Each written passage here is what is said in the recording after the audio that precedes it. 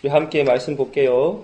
여호수아서 5장 13절로 15절의 말씀. 여호수아가 여리고에 가까이 이르렀을 때에 눈을 들어 본즉 한 사람이 칼을 빼어 손을 들고 마주 서 있는지라. 여호수아가 나아가서 그에게 묻되 너는 우리를 위하느냐 우리의 적들을 위하느냐 하니 그가 이르되 아니라 나는 여호와의 군대 대장으로 지금 왔느니라 하는지라. 여호수아가 얼굴을 땅에 대고 엎드려 절하고 그에게 이르되 내 주여 종에게 무슨 말씀을 하려 하시나이까. 여호와의 군대 대장이 여호수아에게 이르되 내 발에서 신을 벗으라. 내가 선 곳은 거룩하니라 하니 여호수아가 그대로 행하니라. 아멘. 여호수아서 강의 11번째 내 신발을 벗으라 하는 제목으로 우리 말씀을 나누도록 하겠습니다. 이 말씀 위에 담으신 하나님의 은혜와 통치가 저와 여러분에게 충만하게 되기를 간절히 소망합니다. 하나님을 믿으면 늘 기쁘고 만족할 만한 일들만 가득할 것 같아요. 왜요? 하나님이 창조하신 분이고 하나님이 우리의 아버지 되시니까. 그런데 어떠세요? 사는데 쉽습니까? 팍팍하죠. 사는데 여유가 별로 없어요. 희한하다. 어찌 이런 일이 있는가? 이런 생각이 드는데 우리가 하나님에 대해서 조금 이해를 가지게 되면 그렇구나 하는 것으로 받아들일 수가 있어요. 특히 요즘 제가 며칠 동안 꽂혀서 집중해서 본 것이 있습니다. 뭐냐면 바로 신천지예요. 신천지 들어봤죠? 네. 며칠 전에 모 방송국에서 방영한 신천지 관련 영상을 보고 이번 기회에 한번 좀 알고 지나가야겠다 하는 생각이 들어서 하루에 몇 시간씩 신천지 관련 소식을 들었어요. 그 안에서 고통받는 사람들이 많이 있음을 알게 되죠. 그런 사람들을 보니까 모두 하나님 잘 믿어보겠다 하는 사람들이었단 말이에요. 그리고 그 주변 사람들인 거예요. 하나님을 믿으며 행복하기보다 그들에게 주어진 현재의 삶은 힘겨운 삶이더라 하는 거예요. 그런 모습을 보면서 하나님을 믿는 혹은 하나님을 더 열심히 믿겠다 하는 그런 모습에서 어찌 저런 고통스러운 일이 벌어지고 있는가 하는 생각이 좀 들었고, 또 뿐만 아니라 다른 다양한 삶의 현장에서 믿음을 지키고 살아가는 것이 그렇게 고통스러운 일일 수밖에 없겠구나, 없는 일이 많겠구나 하는 그런 생각을 하게 되었습니다. 그래서 신천지에 대해서 좀 더 알아야 우리 언약교회 안에도 훗날 신천지들이 와서 미혹해 갈 수 있잖아요. 그걸 대비해야 되겠다 하는 생각으로 쭉 봤는데, 무엇보다도 신천지의 이 포교 전략은 교회를 자신들의 거둬들여야 하는 추수 밭으로 본다는 거예요. 그리고 온통 오류로 뒤덮여진 성경 해석을 가지고 말씀에 무지한, 또 마음이 좀 착하고 연약한 그런 성도들을 미혹하더라는 겁니다. 하나님을 믿는 성도들이 그들의 미혹에 넘어가서 적그리스도를 섬기고 심판의 길을 가고 있다라고 하는 그 영상들, 그 내용들은 제 마음이 참 어렵게 만들어졌어요. 또한 그들이 넘어가기까지 교회에서 담당해야 할 역할을 잘 했었는지 이런 것들도 좀 가늠해 보면서 이 또한 안타깝다 하는 생각이 들었습니다. 그들이 미혹되는 것도 미혹되는 거지만 그 미혹되기까지 과연 교회는 뭘 했는가 하는 거죠. 바른 말씀이 선포되고 교회 공동체로서의 일체감이 있는가, 각 직분자들이 직분에 합당한 역할을 하고 있는가, 특히 교리로 사람을 세뇌시키고 가정과 사회를 버리고 이단자가 되도록 하는 그들의 술수에 비해서 교회 안에서 기독교 교리를 얼마나 가르치고 있는가, 이런 면에서 우리 교회는 어떻게 나아가야겠구나 하는 생각이 더 많이 들었습니다. 마태복음 24장 3절에서 5절을 보게 되면 마치 지금의 때와 같은 동일한 얘기들을 해주시고 계신 것을 볼 수 있어요. 준비하라는 거였죠. 함께 읽어봅니다. 마태복음 24장 3절에서 5절 시작. 예수께서 감난산 위에 앉으셨을 때에 제자들이 조용히 와서 이르되 우리에게 이르소서 어느 때에 이런 일이 있겠사오며 또 주의 임하신가 세상 끝에는 무슨 징조가 있사오리까. 예수께서 대답하여 이르시되 너희가 사람의 미혹을 받지 않도록 주의하라. 많은 사람이 내 이름으로 와서 이르되 나는 그리스도라 하여 많은 사람을 미혹하리라. 하나님에 대해서 바르게 알게 되면 다른 어떤 이가 와서 나 그리스도요, 나를 믿으시오 라고 한다고 넘어가겠는가 하는 거예요. 잘 모르니까 문제인 거죠. 잘 모르니까 잘못된 것을 가르쳐 준다 하더라도 그런가? 그 논리에 또 그의 어떤 상상력을 이용한 비유풀이에 사람들이 그냥 넘어갈 수밖에 없게 될 수 있다는 거예요.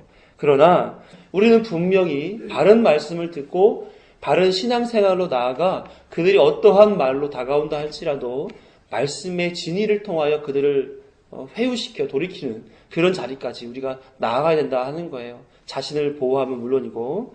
그런 측면에서 오늘의 말씀은 우리 신앙의 핵심적인 본질이 될 수 있는 그런 신앙의 말씀이에요. 또한 우리가 굳건히 가져야 할 신앙의 지표가 주어지는 귀한 말씀이라고 여겨집니다. 그리스도를 믿는 자들에게 다가오시는 하나님, 하나님과 백성과의 관계를 분명하게 확인케 하시는 하나님, 그리고 당신의 뜻대로 결과를 이끌어내시는 하나님, 그래서 약속하신 가나안 땅으로 나아가는 그 길에 안식을 주시는 하나님을 확인케 해주는 그런 말씀이에요. 그래서 다른 이가 내가 그리스도라 하여 미혹하는 그 자리에 담대히 하나님을 선택하는, 주장하고 지키는 그런 우리 언약교회 성도님들이 다 되시기를 축원합니다. 오늘의 말씀을 통해서 한번 기대하면서 보시자고요. 우리의 삶의 원리가 담겨있는 말씀 한 구절을 먼저 읽어보도록 하고 시작하겠습니다. 이사야서 9장 3절에서 7절 말씀이에요. 함께 읽습니다. 시작. 주께서 이 나라를 창성하게 하시며 그 즐거움을 더하게 하셨으므로 추수하는 즐거움과 탈취물을 나눌 때의 즐거움 같이 그들이 주 앞에서 즐거워하오니 이는 그들의 무겁게 맨 멍에와 그들의 어깨의 채찍과 그 압제자의 막대기를 주께서 꺾으시되 미디안의 날과 같이 하셨음이니이다. 어지러이 싸우는 군인들의 신과 피 묻은 겉옷이 불의 섭같이 살라지리니 이는 한 아이가 우리에게서 낳고 한 아들을 우리에게 주신 바 되었는데 그의 어깨에는 정사를 메었고 그의 이름은 기묘자라 모사라 전능하신 하나님이라 영존하시는 아버지라 평강의 왕이라 할 것임이라. 그 정사와 평강의 더함이 무궁하며 또 다윗의 왕자와 그의 나라에 군림하여 그 나라를 굳게 세우고 지금 이후로 영원히 정의와 공의로 그것을 보존하실 것이라. 만군의 여호와의 열심히 이를 이루리라. 아멘. 지금 무엇을 얘기하는 말씀입니까? 이사야가 하나님의 나라를 바라보고 또 예수 그리스도가 그 일을 이뤄낼 것을 바라보고 그 모든 일들이 하나님의 열심으로 인하여 이루어질 것이다 라는 것을 확신하여 기록한 본문입니다. 이것이 우리의 삶의 전부가 되는 거예요. 우리의 삶 속에서 전부. 하나님을 믿는다 해도 4절의 말씀처럼 그들이 무겁게 맨 멍에, 그들의 어깨에 채찍, 그 압제자의 막대기, 이런 삶의 무게들이 우리에게 다가올 것입니다. 뿐만 아니라 영적으로 혼탁한 이단자들의 미혹에 힘겨운 삶을 살 수밖에 없을 거예요. 그게 우리의 삶 아니겠습니까? 그러나 우리가 소망이 있는 것은 만군의 여호와의 열심히 완전히 성취하시고 소유케 하실 가나안 땅 하나님의 나라 새 하늘과 새 땅 새 예루살렘 것을 우리에게 허락하여 주실 것이기에 우리는 소망이 있는 것입니다. 이를 믿으시기 바랍니다. 오늘의 말씀 속에서도 만군의 여호와의 열심히 우리를 구원으로 이끌어 주심을 보여줄 거예요. 동시에 그 열심이 우리 하나님이 참 하나님 되심을 보여줄 것입니다. 그 보여주신 가운데에서 우리를 구원하게 하실 하나님을 목도하셨으면 좋겠어요. 우리를 완전히 하나님의 사람으로서 붙잡아 이끌어 가실 하나님을 목도하게 되시기를 축원합니다. 13절부터 함께 보시죠. 함께 읽습니다. 시작. 여호수아가 여리고에 가까이 이르렀을 때에 눈을 들어본즉 한 사람이 칼을 빼어 손을 들고 마주 서 있는지라. 여호수아가 나아가서 그에게 묻되 너는 우리를 위하느냐 우리의 적들을 위하느냐 하니. 이 사람들은 지금 요단강을 건넜어요.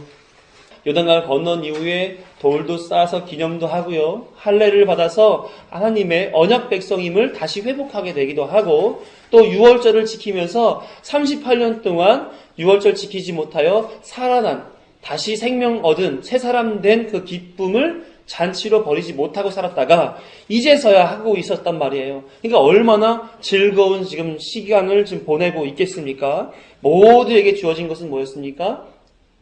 안식이었죠. 하나님과 함께하고 예수 그리스도가 완전하게 성취시켜 주신 그 안식이 있었음에도 불구하고 여호수아가 여리고에 가까이라고 이렇게 표현이 되어 있습니다. 여호수아는 이스라엘 백성과 지금 떨어져 있는 상태예요. 이스라엘 백성과 함께 여리고로 이동한 것이 아니라 홀로 나와 있습니다. 왜 그랬을까요? 그는 지금 이스라엘 백성들과 함께 여리고 사람들과 해야 하는 전쟁의 무게가 그의 어깨에 있었기 때문에 그렇습니다. 이것이 근심으로 다가온 거예요. 이것을 어떻게 해야 되는가 하는 고민 속에서 한 걸음 한 걸음 이스라엘 백성 그 무리 밖으로 걸어가다 보니 어느새 여리고에 가까이 와 있더라 하는 거예요. 그 이유가 이스라엘의 지도자로서의 전쟁에 대한 부담감이 있기 때문에 그래서 홀로 시간을 갖는 것으로 그 고민되는 모습을 표현해주고 있는 것입니다. 사람이 살아가며 갖는 고민들과 비슷하지 않습니까? 하나님을 믿는다 해도 한편으로는 염려와 고민이 있습니다. 내가 하나님 앞에 순종해야 하는가 아니면 내 뜻을 쫓아 살 것인가 이렇게 고민하는 그런 고민들 뿐만 아니라 어떻게 하는 것이 하나님의 뜻을 쫓는 것인가 하는 어떤 신실한 고민으로부터 시작해서 어떻게 하면 나 잘 먹고 잘 살 수 있을까 하는 세속적인 고민에 이르기까지 우린 늘 항상 고민 속에서 살아가고 있습니다. 그런데 우리 믿는 사람들에게서 자기 고민 속에서 답이 나오든가 하는 거예요. 무수한 시간과 고민만 우리 안에 있지 결국은 우리 안에서 답을 찾아낼 수가 없습니다. 내가 왜 그런 고민을 했던가? 내가 왜 시간을 그렇게 거기에 쏟았는가 하는 후회와 상처만이 남지 우리로부터 정확한 가장 유익한 그런 답은 나오지 않지 않습니까? 여호수아도 마찬가지에 고뇌의 시간을 보내면서 우리와 똑같은 성정으로 여리고까지 나아갔던 것입니다. 그러나 하나님은 여호수아의 삶을 보면서도 또 무엇을 봅니까? 완성된 가나안 땅의 입성과 또 완성된 하나님의 나라라고 하는 그 영원이라고 하는 시간 안에서 모습을 보고 있는 거예요. 완벽하게 성취되어 있는 영혼이라는 시간이 이 여호수아가 고민하고 있는 그 고민에 정확한 답을 줄 수가 있지 않습니까? 하나님은 여호수아와 달리 자신의 작정을 따라 일하시며 여호수아의 고민 앞에 나아서게 된 거예요. 왜요? 하나님이 이 전쟁을 위한 6장에 나오게 되는데 특별한 계획을 주시기 위해서 그를 이스라엘 백성들과 분리시킨 것이고 또한 여리고로 발걸음을 향하게 해서 하나님과 만나는 시간을 갖기 위해 그를 불러낸 거라 하는 겁니다. 그러니까 여호수아의 고민일 뿐이요. 하나님은 하나님 스스로의 그 열심으로 인하여 그것을 풀어갈 작정을 하고 하나하나 풀어가고 있다 하는 거예요. 그런데 우리는 거기에서 뭘 주목해야 되느냐? 여호수아가 고민하고 있는 바와 같은 고민이 우리에게도 있지 않는가 하는 거예요. 우리도 하나님 믿으면서 우리가 살아가는데 늘 항상 판단하는 데 있어서 내 기준과 내 생각과 또 내 사상과 가치관을 통해서 판단하지 않습니까? 그런데 하나님은 그렇지 않더라는 거죠. 우리에게도 향한 하나님의 작정과 계획이 있더라 하는 거예요. 계속해서 보시게 되면 눈을 들어 본즉 이렇게 표현되어 있습니다. 지금까지 그가 지금 어디를 보고 있다는 얘기예요? 눈을 들지 않고 보고 있다는 얘기죠. 땅을 바라보고 있다 하는 거예요. 성경에서 땅이 나타내주고 있는 것은 바로 저주받은 세상을 나타내주고 있는 말입니다. 하나님이 창조하신 이 세상은 보기에 좋았더라 했던 그런 땅이에요. 하지만 아담의 타락은 그 땅을 가시덤불과 엉겅퀴가 나는 저주받은 땅이 되게 하고 말았습니다. 결국 이 땅은 어떤 땅이 됐습니까? 죄가 관영한 악한 세상이 되고 말았다 하는 거예요. 여호수아의 눈은 지금 저주받은 이 땅을 향하여 있었습니다. 따라서 그가 답으로 가질 수 있는 것은 어떤 거예요? 저주받은 땅에서 나오는 답. 그래서 세속적이고 악하고 인간적인 것들일 수밖에 없었던 거죠. 그러니 계속 고민되는 거예요. 이것이 옳은가 저것이 옳은가. 계속 걸음걸음을 이동하면서도 답을 찾지 못했다 하는 겁니다. 그러나 누군가 오셔서 그 앞에 서 있던 거예요. 그분 때문에 여호수아는 지금 눈을 들고 있는 것입니다. 땅을 바라보며 답없는 상념에 빠져 있었던 여호수아의 중심을 지금 그분이 들어 올려서 상념에서 벗어나게끔 만들어주고 있다 하는 것이죠. 그분은 누구셨습니까? 바로 여호와의 군대 장관입니다. 군대 장관은 군대를 지휘하는 총사령관을 말하죠. 그자가 이렇게 자신을 소개하는 것을 보여주고 있어요. 14절에서 보면 나는 여호와의 군대 장관으로 지금 왔다. 하나님이 보내신 자로서 여호수아의 생각을 그 인본적인 자신의 생각에서 하나님께 돌릴 수 있도록 그렇게 이끌어 가시기 위해 그 자리에 오신 거란 말이에요. 그래서 눈을 들라고, 하늘을 바라보라고, 땅의 것을 보지 말라고 하신 거예요. 이제는 땅의 저주 가운데 사고하고 있는 것이 아니라 하나님을 바라보면서 그의 뜻을 바라보도록 이끌어주고 계시다 하는 겁니다. 그래서 하나님의 거룩한 사역 앞에서는 뭘 바라보라고 보여주는 모양이에요? 하나님을 바라보라고, 하나님의 뜻을 보라고 그렇게 지금 이끌어 가시는 모습을 통해서 우리에게 메시지를 주고 있는 겁니다. 이 시대에 우리 같은 그리스도인들이 하나님 뜻을 바라보고 하늘을 바라보는 그런 방법은 뭡니까? 바로 기도하는 방법이겠죠. 내가 스스로 보고 알고 고민하고 행하는 것으로는 답이라 할 수 없는 이 땅에 살고 있기 때문에 그렇습니다. 그래서 하늘을 바라보라고 하는 거예요. 하나님의 일, 우리의 거룩한 성도로서의 신앙생활을 하기 위한다면 하늘을 바라보라고 하는 거예요. 눈을 들게 하시는 거예요. 여호수아의 고민은 여리고까지 땅을 보며 이동하기는 했으나 전혀 그에게는 답이 있지 않았던 것과 같이 우리에게도 우리의 생각을 가지고 이 땅에서 답을 찾는다 했었을 때는 답이 찾아지지 않더라 하는 거죠. 뿐만 아니라 하나님은 그러면 너희들이 말씀을 바탕으로 한 기도를 통해서 하나님 앞에 나아가 그 뜻을 여쭙고 그 뜻에 대한 하나님의 메시지를 받아 그것으로 살라고 그 삶의 원리를 지금 소개해주고 계신 겁니다. 기도하지 않고 하나님의 뜻을 구하지 않으며 어떠한 하나님의 사역을 또 하나님의 신실한 거룩을 추구하는 그런 삶을 살아낼 수가 있겠는가 하는 거예요. 예수님도 하나님이시잖아요. 그렇지만 우리의 모델이 되시기 때문에 이 땅에 오셔서 어떠한 삶을 살았습니까? 기도하는 삶을 사셨단 말이에요.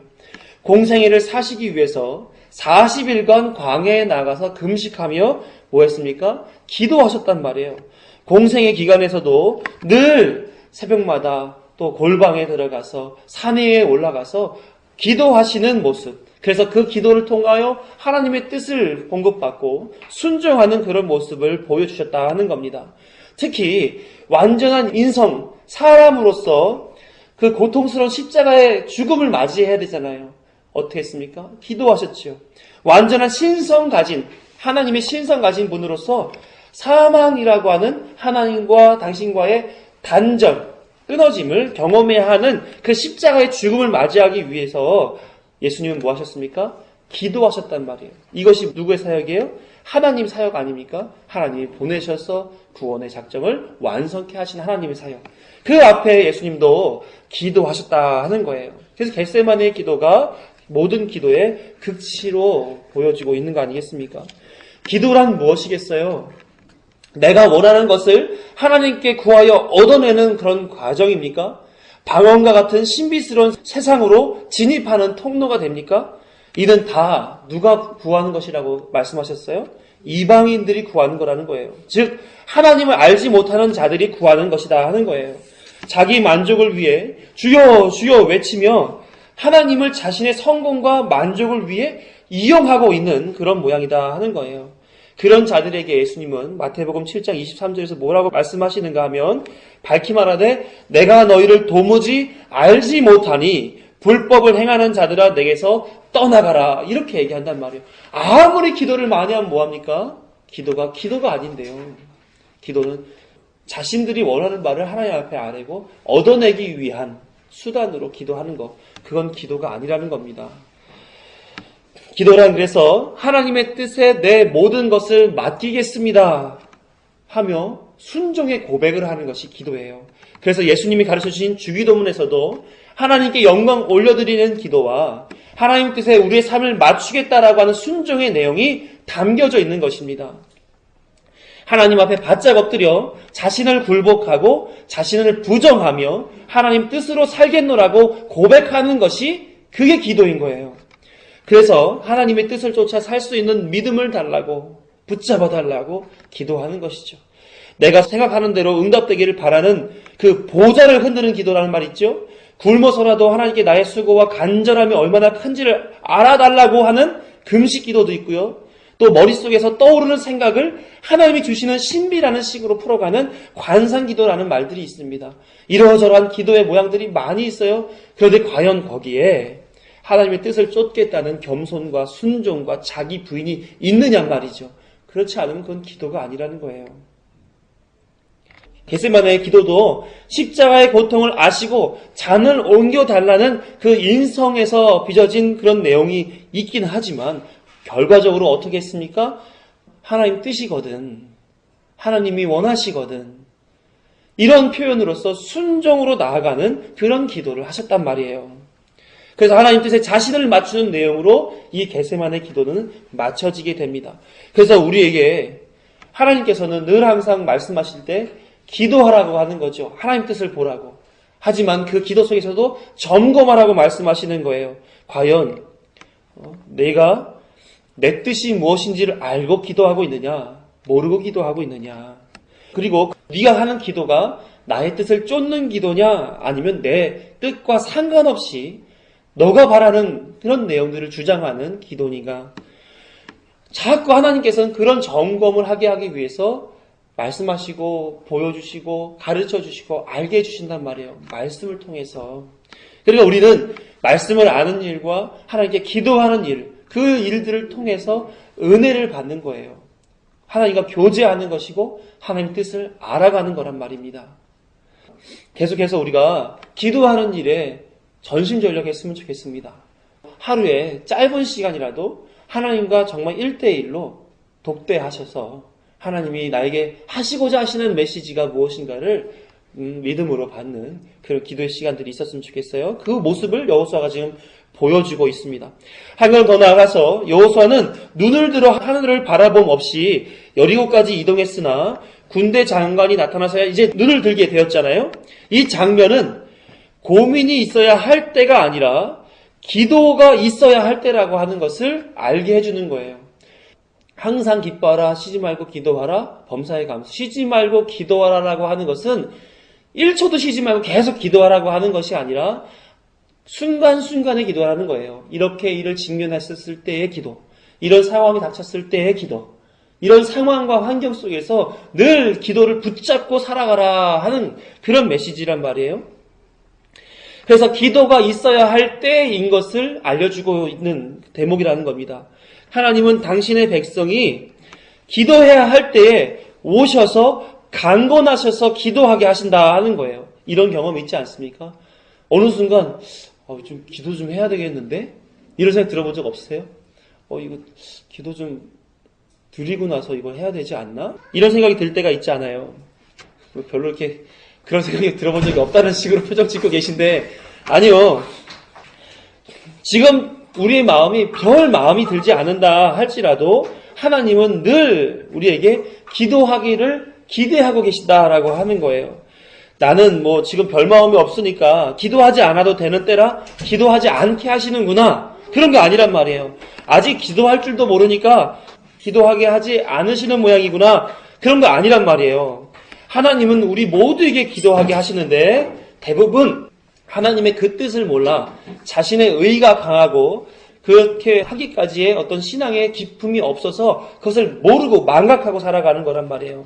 쉬지 말고 기도하라고 하시는 하나님이 왜 기도하는 자리에 부르시지 않고 계시겠느냐 하는 거예요.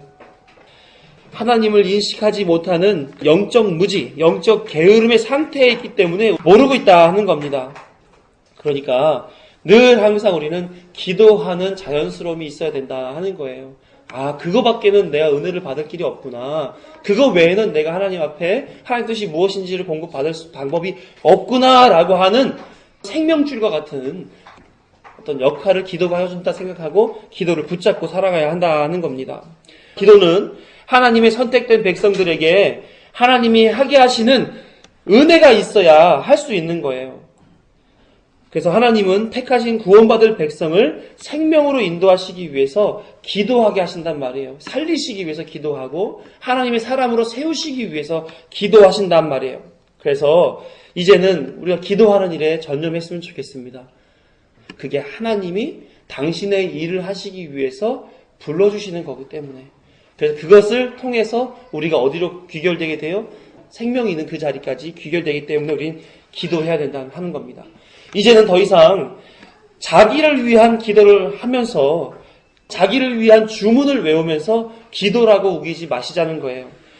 우리의 기도는 하나님의 뜻을 향하고 있는가? 이제는 생명으로 나아가게 하는 하나님께 감사를 올리는 그런 기도로서 우리가 주 앞에 나아가자 하는 것입니다. 그래서 마태복음 6장 31에서 33절에 이렇게 기록하고 있습니다. 함께 읽습니다. 시작. 그러므로 염려에 이르기를 무엇을 먹을까 무엇을 마실까 무엇을 입을까 하지 말라. 이는 다 이방인들이 구하는 것이라.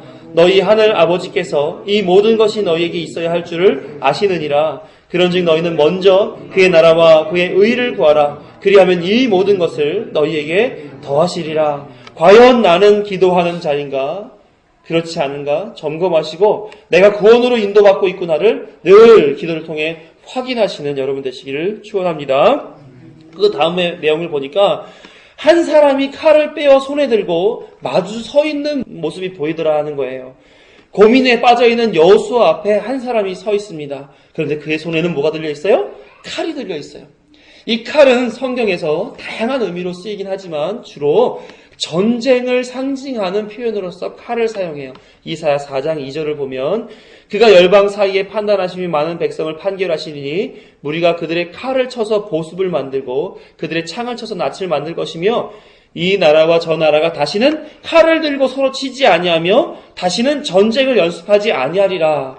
칼은 뭘 나타내는 말입니까? 그래서 이 나라와 저 나라가 부딪히는 전쟁을 나타내는 말이에요. 이 전쟁을 나타내는 그 칼의 표현 외에도 이런 표현도 있습니다. 택한 백성의 영광이 되어주시겠다 하는 표현을 할 때에도 칼을 상징적으로 사용하기도 합니다. 신명기 33장 29절에 보면 이스라엘이여 너는 행복한 사람이로다. 여호와의 구원을 너같이 얻은 백성이 누구냐. 그는 너를 돕는 방패시요 내 영광의 칼이시로다. 이러면서 우리에게 주어질 것이 뭐라고 얘기해요? 칼이다 이렇게 얘기한단 말입니다. 이 자리에 서 있는 군대 장관은 지금 이 전쟁이 누구의 것이다? 하나님의 것이다. 이 전쟁을 통해서 하나님의 영광을 나타내시기 위해서 버리시고 있는 것이다 라는 것을 알려주시기 위해서 칼을 차고 그 자리에 나와 있는 것입니다. 여호수아의 고뇌하는 심령이에 너 고뇌하지 마. 이것은 하나님이 하실 일이야 라는 것을 지금 보여주시고 계신 거예요. 그러면 여호수아의 마음은 어떠한 마음으로 돌아갈 수 있겠어요? 하나님이 주시는 평안과 안식의 마음으로 돌아갈 수 있게 되는 것입니다. 그가 누구이신데 그런 모습을 보여주시면서 확신케 하시는지 다음 절에 나와 있는데 나중에 확인해 보도록 합니다. 계속해서 볼 때에 여호수아가 나아가서 그에게 묻되 너희는 우리를 위하느냐 우리의 적들을 위하느냐 이렇게 얘기하고 있어요. 홀로 고민에 빠져있는 그 자리에서 갑자기 사람이 나타나면 여러분 무슨 말부터 하겠어요? 갑자기 막 고민하고 있는데 누가 갑자기 팍 나타났어요. 그럼 뭐라 그래요? 저 같으면 깜짝이야! 이렇게 얘기할 것 같아요. 그런데 여호수아는 뭐라고 얘기합니까? 너는 우리를 위하느냐? 우리의 적들을 위하느냐? 이렇게 물어요. 온통 전쟁에 대한 고민으로 사로잡혀 있기 때문에 그의 관심은 오로지 전쟁. 그러니까 칼을 들고 있는 장수가 보이니까 너 우리 편이야, 저들 편이야 이렇게 자신도 모르게 탁 뱉어버리게 된 것이죠. 세상의 방식으로 봤을 때 우리 편이 많으면 좋아요, 안 좋아요? 좋죠. 우리 편이 많아야 좋습니다. 우리 편이 힘을 많이 가지고 있었을 때 뭐든지 할 수 있기 때문에 많으면 많을수록 좋다고 생각하는 거죠. 그래서 세상은 옳고 그름의 문제를 떠나서 누가 힘을 가졌느냐에 관심을 갖습니다. 힘이 있어야 세상을 이끌고 갈 수 있는 그 영광을 누릴 수 있기 때문에 그렇죠. 그래서 옳고 그름이 문제가 아닌 힘을 가진 자들이 만들어낸 것이 바로 역사라고 하는 거예요. 그래서 역사는 패배자의 정의를 가진 자의 역사가 아니라 승자의 역사들로 꾸며져 있습니다. 잘못된 의를 가지고 세상을 통치한다 할지라도 그 역사는 그가 능력 있다라고 미화해 주게 돼요. 그때는 그게 정의였어. 이렇게 얘기하면서 말이죠. 그래서 우리 어렸을 때 다들 그렇게 컸는지 모르겠지만 나폴레옹이나 알렉산더 대왕 이런 사람은 굉장히 위대한 사람으로 알려졌어요. 그렇지만 그들이 자신의 영광을 위해서 죽인 생명들이 얼마나 많은지 알고 계십니까? 무수한 사람이 그들의 칼에 죽임을 당했어요. 왜? 그들이 정복하는 욕구에 황제가 되기 위한 욕구에 휘말려 있었을 때 그들의 욕심에 패배자로서 죽임을 당할 수밖에 없었단 말이에요. 역사는 그들을 위대한 자다 이렇게 소개하고 있어요. 잘 아시는 슈바이처 박사도 그가 박사학위가 몇 개인지 아세요? 5개였어요. 박사가 5개. 별이 5개가 아니라 박사가 5개. 대단하죠? 신학도 했던 사람이에요. 세상적인 눈으로 봤을 때는 대단한 사람이 어떻게 살았습니까? 아프리카 오지에 들어가가지고 의료봉사하면서 평생을 살았단 말이에요. 그 모양을 보고 사람들은 존경합니다. 어찌 저렇게 유능한 사람이 저렇게 힘든 땅에 가서 불쌍한 사람들을 위해서 평생을 바칠 수 있나. 대단하다. 그래서 우리 위인전에 보면 슈바이처 박사는 늘 꽂혀 있어요. 그렇지 않아요? 그런데 신학의 눈으로 봤을 때는 그는 어떤 사람이었냐면 소위 신신학의 아버지라고 하는 사람이에요. 신신학이라고 하는 것은 신학을 새롭게 한 사람. 자유주의 신학의 선봉을 섰던 사람이 바로 이 슈바이처입니다. 그래서 뭘 부정했느냐면 예수님이 하나님의 아들이라는 것을 부정했어요. 어찌 예수라는 사람이 우리를 구원할 수 있느냐. 예수는 위대한 스승 중에 한 사람이다. 이렇게 얘기하면서 슈바이처는 예수님을 하나님의 아들임심에 부정했던 사람이에요.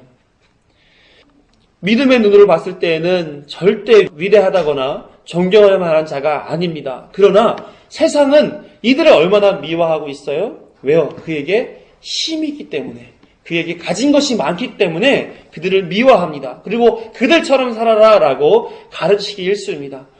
그러나 이 땅에서 아무리 칭찬을 많이 받는다 할지라도 결과적으로 하나님의 심판을 받게 되면 무슨 소용이 있겠는가 하는 거예요. 여호수아는 여전히 그 눈밖에 없었던 거예요. 과거의 옛사람의 본성, 힘을 가져야 전쟁에서 이긴다 하는 그런 인간적인, 세속적인 사고방식에서 벗어나고 있지 못했다라고 하는 겁니다. 이처럼 세상의 방식을 가지고 와서 당신 누구 편이요? 우리 편이요? 적들 편이요? 이렇게 묻는 거죠. 그게 힘이라고 생각하니까요. 그렇게 사는 것이 우리 삶에서 봤을 때 합리적인 것이다 라고 생각할 수 있어요. 그런데 군대 장관은 뭐라고 답변했냐면 그는 이렇게 자신이 누구의 편인지에 대해서 알려주는 그런 내용들을 보여줍니다. 우리 14절을 읽습니다. 시작. 그가 이르되 아니라 나는 여호와의 군대 대장으로 지금 왔노라 하는지라. 여호수아가 얼굴을 땅에 대고 엎드려 절하고 그에게 이르되 내 주여 종에게 무슨 말씀을 하려 하시나이까. 그는 우리 편인지 적들의 편인지 자신의 편이 어딘지 분명하게 밝히지 않았어요. 근데 이렇게 얘기해요. 그가 이르되 아니라 나는 여호와의 군대 대장으로 지금 왔노라. 이렇게 얘기합니다. 힘을 모으는 세상의 방식을 따라 존재하시지 않는다 하는 것으로 나는 아니다라고 얘기한단 말이에요. 이는 다른 방식으로 계신다라는 것을 알려주는 얘기죠. 사람이 나누는 우리 편, 너네 편 이런 것에 따르는 존재가 아니라 하나님 편이냐 하나님 편이 아니냐를 구분하는 기준을 가지고 존재하는 자다라는 것을 얘기하는 거예요. 나는 그래서 하나님의 여호와의 군대 대장이다. 우리 딸이 셋이 있지만 얘들이 천사같이 이쁘잖아요. 그렇죠? 천사처럼 이쁘단 말이에요. 근데 얘들이 천사의 얼굴을 가지고 싸워요. 막 티격태격 싸운단 말이에요. 그리고 막 내 힘이 세, 네 힘이 세, 막 이런 것을 경쟁하듯이 막 싸워요. 근데 이렇게 보고 있으면은 힘이 있는 걸로 누가 이겼는데 졌네를 얘기하지 않더라는 거예요. 어떻게 얘기하냐면 얘들이 싸우고 나서 저한테 옵니다. 그리고 자신이 나는 아빠 편이거든. 아빠가 하라고 했는데 제가 아빠 말씀대로 안 해서 싸우게 된 거야. 이렇게 얘기를 해요. 제가 나서게 되면 누가 힘 셌는지 상관없이 세상이 평정되잖아요. 그 상황이. 그와 같이 하나님은 힘이 세냐 안 세냐 이걸 떠나서 누구 편에 있느냐를 중요시 여긴단 말이에요. 그래서 군대대장이 얘기하는 거죠. 아니라 나는 내가 말하는 누구의 편도 아니라 이렇게 말씀하시는 거예요. 그래서 여호수아 안에 여전히 가지고 있는 그 옛사람의 본성, 그 사고방식의 뿌리들을 일갈하시고 계시는 그런 말씀을 아니다 이렇게 표현으로 하셨다는 겁니다. 여러분들은 어떻습니까? 누구 편이세요? 우리 편, 너네 편으로 구분하세요? 아니면 하나님 편, 아니면 하나님 안 믿는 편 이렇게 구분하세요? 하나님은 내가 우리 편인지 저쪽 편인지 그것이 중요하지 않다는 거예요. 어디에 있는지 중요하지 않습니다. 내가 보수적인 성향을 가지고 있는지 진보적인 성향을 가지고 있는지 중요하지 않아요. 내가 감성적인지 이성적인지 중요하지 않고요. 내가 정적인지 동적인지 중요하지 않아요. 단지 하나님은 우리가 악인의 길이 아닌 하나님 편, 의인의 길에 있기를 원하신다 하는 거예요. 늘 나 중심적으로 하나님을 끌어들이는 신앙이 아니라 자신을 하나님 중심에 맡겨드리는 그런 신앙의 길, 그 자리에 있기를 바라고 계시다라고 하는 거예요. 그래서 이 군대대장이 나는 여호와의 군대대장이다 이렇게 얘기하고 있다 하는 겁니다. 우리도 그렇게 하나님 중심, 하나님 편에 서는 하나님의 그 바운더리 안에 있는 그리스도인으로서 그것을 고백하는 신앙의 모습을 가지고 살아야 할 줄로 믿습니다. 이어서 자신이 누구인지를 얘기하죠. 여호와의 군대대장. 일반적으로 군대대장을 보는 두 가지 견해가 있어요. 하나는 뭐냐면 하나님 나라의 군대 장관이라고 하는 견해입니다. 하나님 나라에도 군대가 있지요. 예수님께서 대제사장과 장로들로부터 보내온 많은 무리에 의해서 이제 끌려가게 됩니다. 그때 그 무리들이 칼을 들고 쫓아왔단 말이에요. 그랬더니 누가 보호해요? 제자들이 우리 예수님 선생님은 잡아갈 수 없다라고 칼을 들고 그 앞에 대적하게 됩니다. 그랬더니 예수님이 이렇게 얘기를 해요. 마태복음 26장 56절에서 너는 내가 아버지께 구하여 지금 12군단 더 되는 천사를 보내시게 할 수 없는 줄로 아느냐? 하나님 나라에도 12군데의 군단, 12군단 더 되는 천사들이 존재하니까 당연히 하나님 나라에도 군대라는 것이 있고 또 더 나아가 생각해보면 군대 장관도 있을 수 있다 하는 거예요. 첫 번째 견해에서 군대 장관이면 하나님의 나라의 군대에 장관이 있을 수 있겠구나 이렇게 생각할 수 있단 말이에요. 그렇다면 그 군대 장관들이 어떻게 하겠습니까? 자기네 병력들을 데리고 나와서 자 전쟁하러 나가자 이렇게 소리쳐 이끌고 나가서 전쟁을 하게 될 거 아니겠어요? 그런데 여기 나타나신 군대 장관은 여호수아에게 야 나와 함께 전쟁에 가자 칼을 뽑았으니 우리 무라도 잘라야 되지 않겠니? 이렇게 얘기하지 않더라는 거예요. 전장에 나와 있는 병력들에게 그 마음의 감정을 고무시켜가지고 생명의 문제를 다루는 전장에 내보내는 그런 식으로 접근하지 않고 있는 거예요. 뿐만 아니라 그 현장에서 뭐도 없어요? 병력들도 없어요. 그러니까 이 첫 번째 견해는 아닐 수 있겠다 이런 생각 해보는 거죠. 그렇다 그러면 어떤 군대 장관인가 한번 보시게 되면 출애굽기 12장 40, 41절에 보시면 이렇게 나와 있어요. 함께 읽어요. 시작. 이스라엘 자손이 애굽에 거주한 지 430년이라 430년이 끝나는 그날에 여호와의 군대가 다 애굽 땅에서 나왔은즉 41절 중반에 보니까 여호와의 군대가 다 애굽 땅에서 나왔다고 표현되고 있어요. 그럼 이 여호와의 군대가 곧 누구를 얘기하고 있겠습니까? 이스라엘 백성들을 얘기하고 있는 거예요. 하나님은 이스라엘 백성들을 군대라고 부르셨어요. 이 개념을 가지고 오늘 본문에 보게 되면 나는 여호와의 군대 대장으로 지금 왔노라 라는 말이 뭐예요? 두 번째 견해, 이스라엘 백성이라는 군대를 이끄시기 위해서 누가 오셨다? 하나님이 직접 오셨다라고 하는 말씀인 거예요. 그제서야 여호수아는 사리 판단이 되는 거죠. 아, 이분이 누구시구나. 이분이 지금 우리를 군대로서 이끌어 가시며 당신의 전쟁을 일으키실 바로 그분 하나님이시구나 하는 것을 파악하게 된 거예요. 그러니 그것을 알게 된 여호수아는 바짝 그 자리에 엎드려 구합니다. 주여, 종에게 무슨 말씀을 하려 하십니까? 지금까지 이스라엘의 사령관이 되어 어떻게 전쟁을 해야 하나 하면서 땅을 보며 편가르기를 하며 전쟁을 자기 생각대로 풀려고 했던 그 자신을 지금 보게 된 거예요. 아, 내가 뭔가 잘못되어도 크게 잘못됐구나. 내가 예수 그리스도의 구원도 하나님의 은혜도 경험하고 이 자리까지 왔음에도 불구하고 난 여전히 내 생각으로 이 문제를 풀기 위해서 고민하고 있었구나. 하나님이 계신데 나는 지금 뭐하고 있는 건가 하는 것으로 지금 자신을 발견하고 회개하는 마음으로 바짝 엎드렸다 하는 거예요. 이제 보니 하나님의 뜻을 통해 전쟁을 해야 하는 자신이 스스로를 인정하고 자신의 생각으로 이 전쟁을 풀어가라고 하는 교만했던 모양. 그래서 과연 진정한 적이 누구였는가? 나였구나. 내 안에 가지고 있었던 옛사람의 본성이 진정한 적이었구나 하는 것을 깨닫게 되었다 하는 거예요. 그러나 그 하나님을 대면하고는 자신을 이제는 어떻게 하는 거예요? 바짝 엎드려 죽이는 거예요. 자신을 부인하는 거예요. 이제 보니 여리고라고 하는 육적 적만을 생각해 왔는데 여호수아 안에 있는 영적인 적, 이 적이 늘 끊임없이 자기를 넘어뜨리려고 자기에게 의미를 주게 하는 그 일을 벌이고 있는 것을 보며 아, 이 문제가 더 심각한 문제구나 하는 것을 하나님 앞에 바짝 엎드려 고백하고 있는 것입니다. 우리도 그렇지 않습니까? 나는 하나님의 뜻을 쫓은 사람이야 라고 말하면서 자기의 의를 따라가는 경우들이 얼마나 많은가 하는 거예요. 신앙에 낙관적인 자세를 많이 갖죠. 나는 아니야. 나는 잘하고 있어. 이렇게 자기에게는 좋은 해석을 하면서 하나님 뜻에 어긋나 살아가는 것을 부정하고 애써 자기를 합리화시키는 그런 신앙생활 얼마나 많으냐 말이에요. 그래서 하나님을 의지하지 않고 자기 뜻대로 신앙생활했던 적이 얼마나 많으냐 하는 거예요. 그러나 이 여호수아의 그런 변화는 우리에게 일관하고 있는 거죠.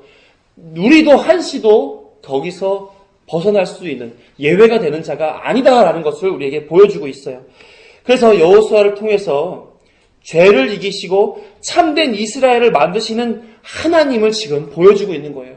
우리의 삶에서도 늘 항상 그러한 회개, 그러한 변화의 삶을 통해서 하나님이 나를 이끌어 가시는구나. 나를 하나님의 새 언약 백성, 참된 이스라엘 백성으로 걸어가게끔 만들어 주시는구나를 경험하며 살아가게 만들어 주고 있다 하는 거예요. 따라서 하나님의 백성의 삶은 기도하는 일이나 신앙생활을 하는 과정에서 하나님이 이처럼 직접 나타나시고 직접 알게 하시고 직접 이끌어 가시는 그런 일들로 우리의 삶이 만들어진다 하는 겁니다. 그렇게 해서 당신의 백성으로 거룩하고 흠이 없게 하시기 위해 하나님이 직접 일하신다는 그런 교훈을 우리에게 주고 있는 것입니다. 신앙생활 하시면서 순종에 대해서 얼마나 많이 들어봤어요. 그렇죠? 그럼 우리가 순종해야지 알면 순종이 되든가요? 잘 안 되지 않습니까? 내가 안다고 해서 되는 일이 얼마나 있느냐 말이에요.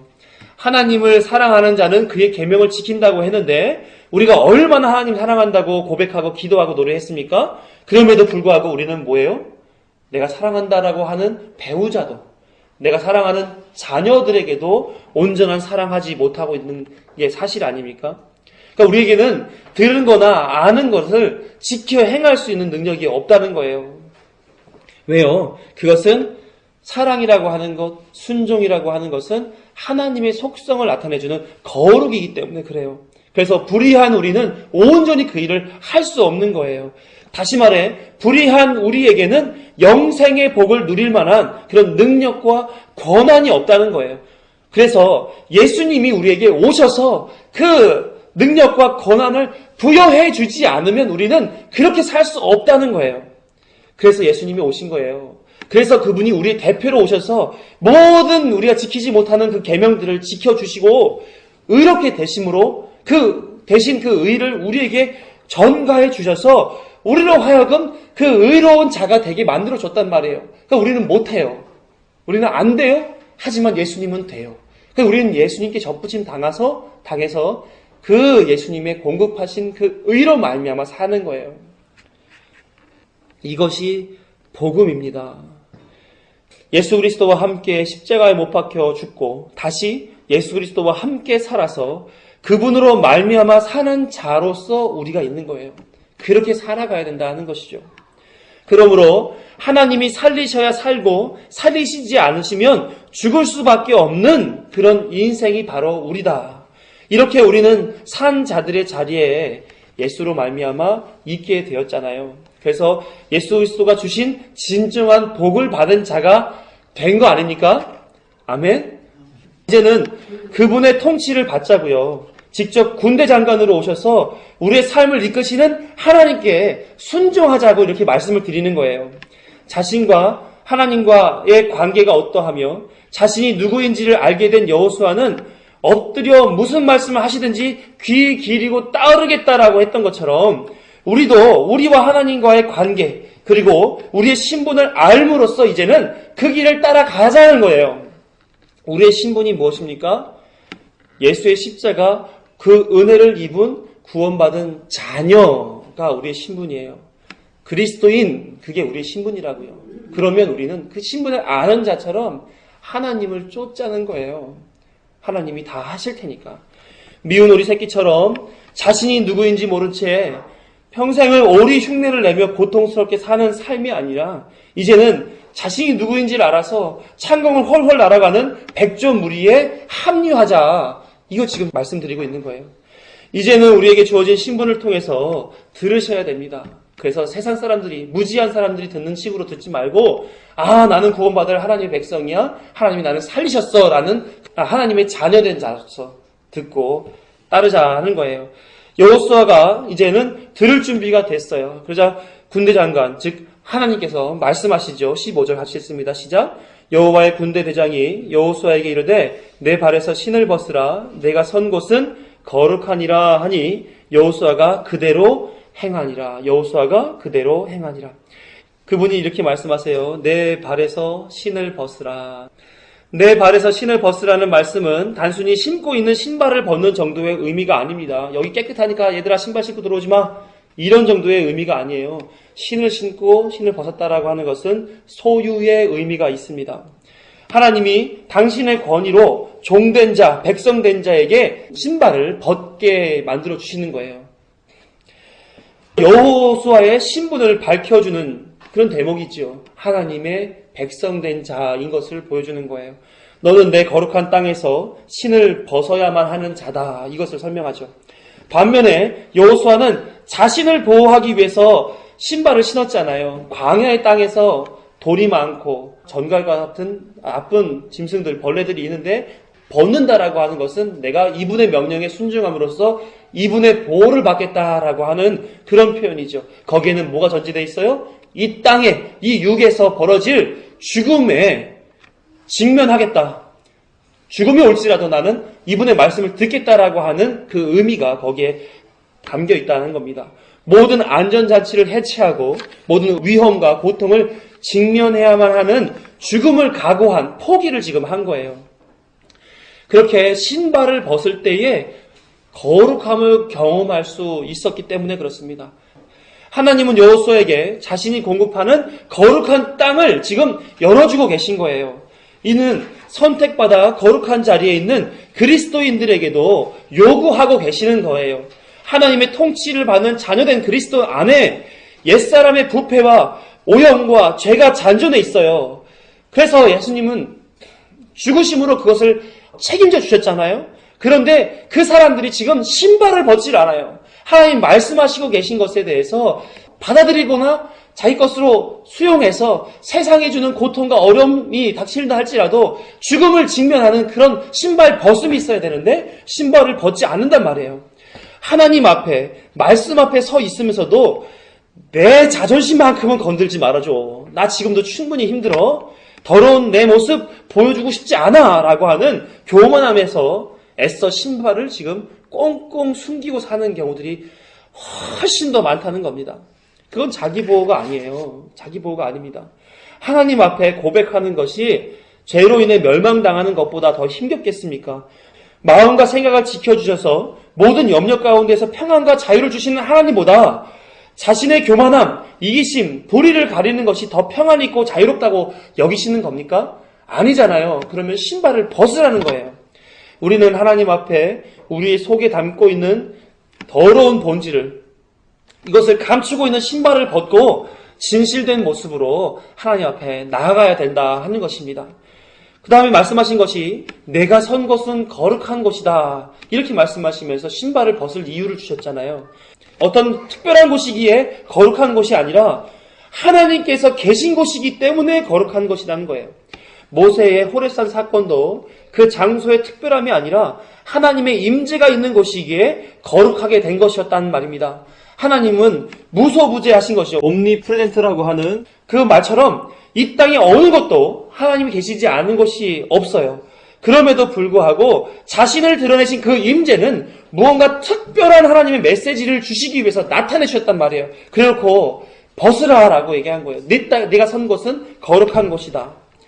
그 선 곳은 어떻게 표현되는 거냐면 여호수아 1장 3절에서 이렇게 기록하고 있어요. 내가 모세에게 말한 바와 같이 너희 발바닥이 닿는 것은 모두 내가 너희에게 주었노니 하나님이 약속하신 땅, 하나님이 너희들에게 주겠다라고 하는 작정된 땅, 그 땅이기 때문에 더 거룩하고 의미가 있는 그런 곳이라 해서 하나님이 나타나셔서 네가 선 땅은 내가 모세에게 이르렀듯이 너희에게 주기로 약속한 그 땅이야. 이 땅 거룩한 땅이야 라고 말씀하신 거예요.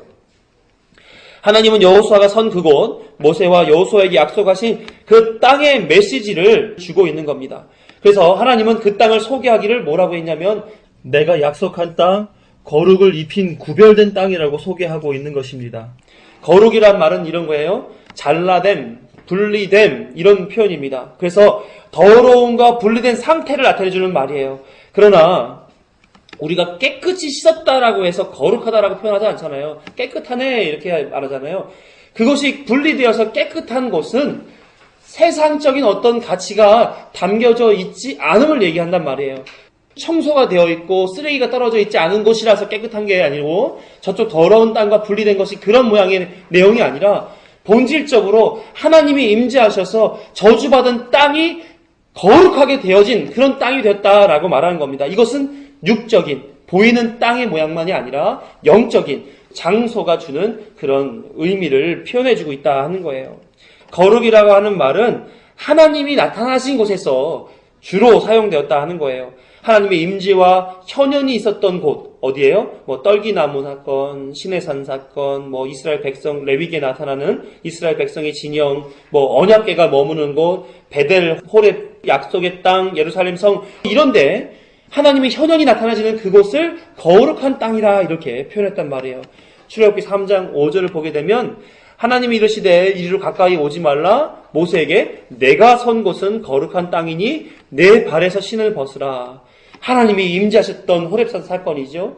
그 사건에서도 마찬가지로 이렇게 하나님의 임재가 있으므로 거룩하다 내 신발을 벗으라 이렇게 얘기하셨습니다. 거룩한 땅 위에 지금 여호수아가 서 있는 거예요. 가나안 땅의 첫 번째 성 여리고 성 아직 점령하지 않았어요. 그런데 하나님은 거기가 지금 거룩한 땅이라고 소개를 하고 계세요.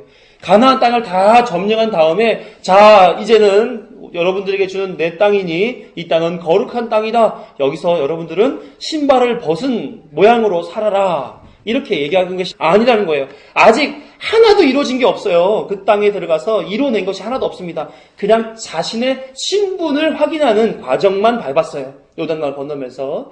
그러면 이 이후에 시작된 전쟁을 치르고 나서야 할 말인데 지금 하나님께서는 네가 선 땅은 거룩한 땅이다라고 말씀하시면서 이 현재의 아직 부족한 그 땅에서 모든 것이 이루어진 것인 양 지금 말씀하시고 계시다라고 하는 것입니다.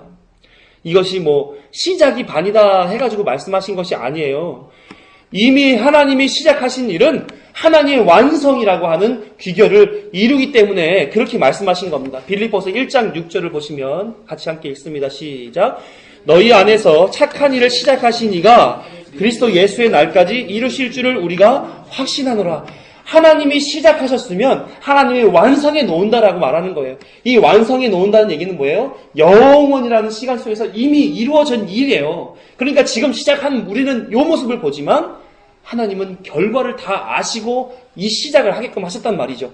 그러니까 이 땅은 아직 전쟁 전의 땅이지만 이미 얻어낸 땅을 바라보시면서 네가 선 곳은 거룩한 곳이야 라고 얘기한단 말입니다. 예수님께서 이렇게 하나님의 일의 완성에 대해서 언급하시면서 제자들에게 하신 말씀이 있어요. 마가복음 11장 22절에서 24절 같이 읽어요. 시작. 예수께서 그들에게 대답하여 이르시되 하나님을 믿으라. 내가 진실로 너희에게 이르노니 누구든지 이 산더러 들리어 바다에 던져지라 하며 그 말한 것이 이루어질 줄을 믿고 마음에 의심하지 아니하면 그대로 되리라. 그러므로 내가 너희에게 말하노니 무엇이든지 기도하고 구하는 것은 받은 줄로 믿으라. 그리하면 너희에게 그대로 되리라. 여호수아에게 거룩을 말씀하시는 하나님은 이 땅이 거룩한 땅, 세상과 구별된 하나님의 임재로 완성된 땅임을 강조하고 계시고 반드시 이루어질 것이다 라고 얘기하고 계신 거예요. 뿐만 아니라 하나님이 그 자리에 설 새 예루살렘의 백성의 모델로서 여호수아를 구별시키고 지금 세우시고 계시다라고 하는 거예요. 어떻게? 과거 옛사람을 다 벗어버리고 하나님의 군대장관, 하나님을 쫓아서 전쟁을 이루어서 하나님 나라를 완성을 확인하는 그 자리로 불러주신 여호수아를 통해 우리의 삶도 우리 안에 있는 옛사람을 다 하나님이 오셔서 벗어버리게 하시고 하나님이 일하게 하시는 것을 동참하여 목독해 하시고 하나님이 완성하신 하나님의 나라에 우리가 들어가는 그 일까지 이루어주겠다. 이루어지는 완전한 모습을 보여주겠다라고 해서 여호수아를 통해서 모델 삼고 계시다라고 하는 거예요. 복음이죠. 이거 이해가 되면 좋겠습니다. 여호수아는 하나님과 하나님이 구별하신 통치와 그 영광을 보았습니다. 육의 눈으로 본 것이 아니라 영의 눈으로 지금 뭘 보고 있는 거예요? 미래에 완성할 하나님의 거룩한 땅을 보고 있는 거예요. 예수님이 말씀하시기를 누가복음 17장 20절에 바리새인들이 하나님의 나라가 어느 때에 임함이니까 묻거늘 예수께서 대답하여 이르시되 하나님의 나라는 볼 수 있게 임하는 것이 아니요 또 여기 있다 저기 있다고도 못하리니 하나님 나라는 너희 안에 있느니라. 어디 있다고요? 너희 안에 있다는 거예요. 이미 완성하신 하나님의 나라가 믿음의 눈으로 볼 때에 보여진다라고 말하는 거예요. 그 믿음을 붙잡고 살아가는 거예요. 왜? 임하니까. 여호수아가 자신이 서 있는 땅에서 지금 보고 있는 것은 가나안 땅 여리고 성이 아니에요. 뭘 보고 있어요? 하나님의 나라를 보고 있는 거예요. 그 나라의 왕이신 하나님 앞에 굴복하고 자신을 그분의 통치에 지금 맡겨버리고 있는 것입니다. 이제는 신발을 벗은 죽은 자의 삶도 좋고 하나님 앞에서 엎드려 사는 것도 좋습니다. 하나님의 거룩한 땅에서 살게 된다면 말입니다. 이렇게 얘기하고 있는 거예요. 그래서 그가 보인 행동을 15절 끝에 보면 이렇게 얘기하죠. 여호수아가 그대로 행하니라. 이걸 원하시는 거예요. 하나님 이거 살라고 말씀하시는 거예요. 사랑하는 성도 여러분, 하나님의 나라를 보게 하시는 하나님의 열심이 이 시간 저와 여러분에게 허락되어 있습니다. 삶과 신앙의 사이에서 고민하고 갈등하는 나에게 찾아오셔서 강권하시고 거룩한 곳에 세우시고 신발 벗어 굴복하게 하시는 그 하나님이 여기에 계십니다. 그러므로 하나님의 구원을 목도하게 하실 하나님의 통치가 우리 앞에 놓여 있는 것입니다. 하나님의 열심은 결코 변하지 않을 것입니다. 구원의 일을 시작하신 하나님이 그리스도 예수의 날까지 반드시 완성하실 것입니다. 그래서 여호수아가 따랐던 하나님, 또한 여호수아가 보았던 하나님의 나라, 또한 여호수아가 경험했던 하나님의 역사를 우리도 반드시 목도하게 될 것입니다. 우리가 구원받을 백성이라면 지금 전쟁과 같은 치열한 삶을 살고 있다 하더라도 거룩한 땅을 밟게 하시기 위해 신발을 벗게 하시는 우리 군대대장 하나님을 알고 인정하고 순종하며 살아야 하지 않겠습니까? 여호수아처럼 그대로 행하니라. 이런 삶이 온전히 실천되는 구원받을 백성처럼 우리 함께 살아보시자고요. 기도하겠습니다.